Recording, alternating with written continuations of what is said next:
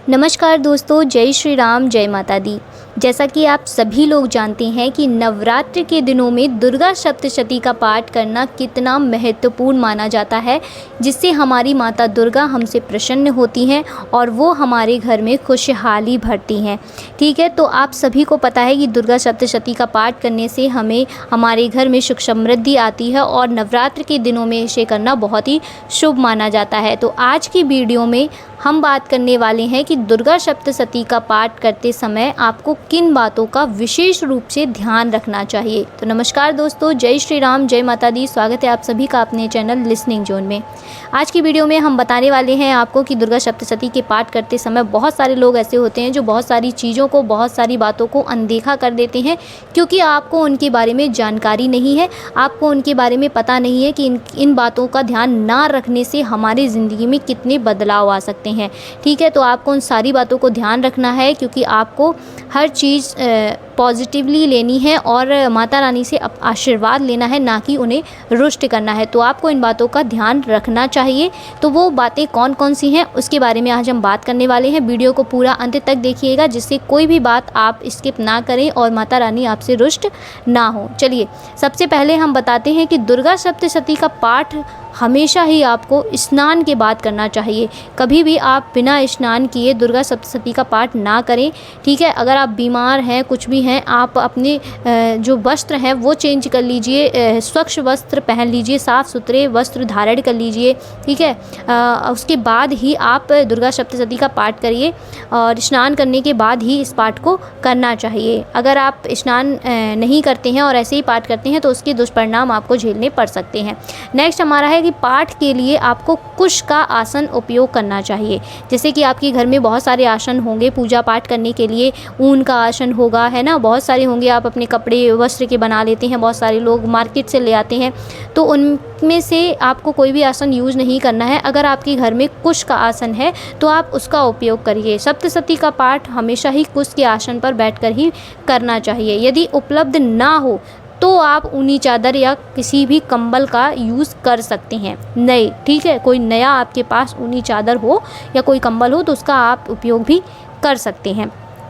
Next हमारा क्या है कि आपको दुर्गा सप्तशती का पाठ शुरू करने से पहले नवार्ण मंत्र जो होता है, जैसे कि नवार्ण मंत्र होता है ना, कौन सा होता है, ओम ऐम ह्रीं क्लीं चामुंडाय विचय। इसको हम नवार्ण मंत्र कहते हैं। क्या कहते हैं? नवार्ण मंत्र।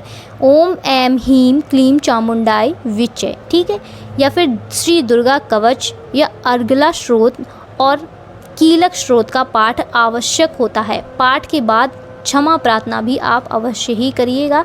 जब भी आप दुर्गा सप्तशती का पाठ करने बैठें तो पाठ शुरू करने से पहले आप मंत्रों का उच्चारण ज़रूर करिए। दुर्गा कवच का या फिर जैसे कि मैंने आपको नवार्ण मंत्र बताया, इसका उच्चारण करिए। उसके बाद ही आप दुर्गा सप्तशती का पाठ करिएगा।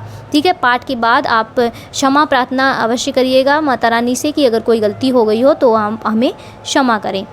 नेक्स्ट हमारा क्या है कि आपको क्या याद रखना है कि जिन लोगों को जैसे संस्कृत में पाठ करने से परेशानी हो तो वह हिंदी में भी पाठ कर सकते हैं। ज़रूरी नहीं है कि आप संस्कृत नहीं पढ़ पा रहे, उच्चारण सही से नहीं कर पा रहे हैं तो आप संस्कृत में करें। अगर आप उच्चारण नहीं कर सकते, संस्कृत नहीं पढ़ सकते, तो आप हिंदी में भी पाठ कर सकते हैं। हिंदी में भी आपको दुर्गा सप्तशती का पाठ मिल जाएगा। ठीक है, नेक्स्ट हमारा है कि दुर्गा सप्तशती के पाठ में सस्वर, लयबद्ध और स्पष्ट उच्चारण के साथ ही आपको पाठ करना चाहिए।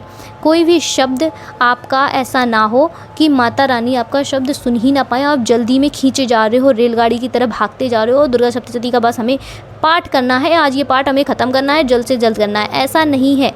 ठीक है, बहुत सारे लोगों को देखा है स्पीड में एकदम पढ़ते जाते हैं, माता रानी को कुछ समझ ही नहीं आ रहा है कि आप पढ़ क्या रहे हैं, आप उनको सुना रहे हैं। ठीक है, तो उनको बहुत ही प्रसन्नता के साथ, बहुत ही खुश होकर और उनमें डूबकर, उनकी भक्ति में डूबकर आप उनको वो पाठ सुनाइए, जिससे उनको शब्दों को सुनना संभव हो, लेकिन स्वर ना बहुत ऊंचा हो ना ही बहुत धीमे हो आपका। ठीक है, तो इस चीज़ का आपको विशेष रूप से ध्यान रखना है। नेक्स्ट हमारा है कि पाठ के दौरान हाथ से पैरों का स्पर्श ना करें। जैसे कि बहुत लोग खुजली हो रही है, पैर में खुजली कर ली, पाठ कर रहे हैं, ठीक है, उसी से आप पाठ करने लग रहे हैं, फिर प्रसाद वितरण कर रहे हैं बाद में, ठीक है। तो ये सब मत करिए। पैरों में हाथ मत लगाइए, आप हाथों से पैरों को स्पर्श ना करें, और यदि स्पर्श हो जाए तो हाथों को जल से तुरंत आप धो लें, ठीक है। आपको आसन से नहीं उठना है, पहले से आप अवेलेबल रखिए, वहाँ पे पानी वगैरह कुछ पात्र में रखिए, ठीक है। अगर ऐसा कुछ होता भी है तो आप धुल लें, वैसे कि कोशिश करिए कि ना स्पर्श करें। नेक्स्ट है कि दुर्गा पाठ जो सप्तशती का पाठ है उसको करते समय जमाई नहीं लें। कोशिश करें कि आपको आलस ना आए। अगर आप आलसी होकर पढ़ेंगे ना, अगर आप जल्दी जल्दी एकदम रेलगाड़ी की तरह भगाएंगे, या फिर आपका दिमाग कहीं है, मन कहीं और है, और आप सोच रहे हैं ये पाठ बस जल्दी से ख़त्म हो जाए, जल्दी जल्दी कर लेते हैं, तो आपको जमाई आएगी, ठीक है। इसीलिए आप कोशिश करें कि आप मन से पूरे लगन के साथ उस पाठ को करें। जब आप लगन के साथ करेंगे, एक एक शब्द पढ़ के उसको ध्यान से करेंगे, माता रानी को सुनाएंगे, तो आपको जमाई भी नहीं आएगी, आलस भी नहीं आएगा। आलस आएगा तो जमाई भी आएगी, ठीक है। तो आपको इन चीज़ों से बचना है। मन को पूरी तरह से देवी में केंद्रित करने का आप बिल्कुल प्रयास करिए कि मेरा मन माता रानी पर केंद्रित रह पाए। दुर्गा सप्तशती के 3 चरित्र हैं। पहला क्या है? पहला अध्याय, मध्य, ठीक है, और दूसरे से चौथा अध्याय, और उत्तम 5वें से 13वें अध्याय के बीच में, ठीक है। तो तीनों का एक साथ पाठ उत्तम माना जाता है। अगर आप कर सकते हैं तो बहुत ही अच्छी बात है।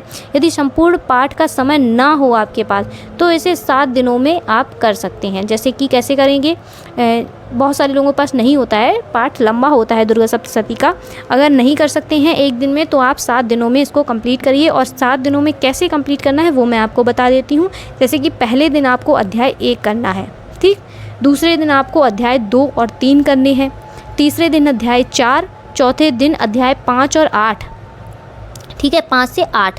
5वें दिन आपको अध्याय 9, 10 करना है। छठे दिन आपको 11वां करना है, और उसके बाद आपको 12 और 13 करना है। ये चीज़ ऐसे करके आप पाठ को कंप्लीट कर सकते हैं।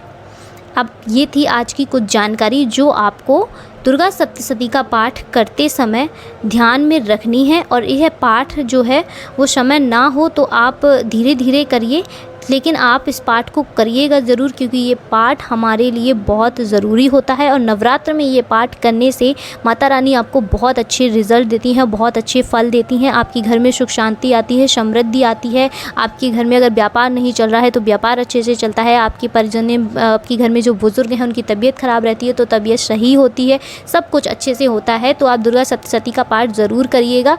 और ये पाठ हमें बस इन बातों का ध्यान रखना है। अगर आप इन बातों को ध्यान में रखते हुए इस पाठ को करते हैं तो आपको बहुत ही अच्छे रिजल्ट देखने को मिलेंगे। तो ये था आज का वीडियो, एक छोटा सा टॉपिक जो आपकी ज़िंदगी को और बेहतर बनाएगा। इसी के साथ आपको दुर्गा जी की पूजा करने के लिए, नवरात्र में पूजा करने के लिए किन किन सामग्रियों की आवश्यकता होगी उस पर भी डिटेल में वीडियो पड़ा हुआ है चैनल पर। आप जाकर ज़रूर देखिएगा कि आपको किन किन सामग्रियों की आवश्यकता होगी अपने दुर्गा जी का जो है वो पाठ करने के लिए, दुर्गा जी की पूजा करने के लिए नवरात्र के 9 दिनों तक, ठीक है।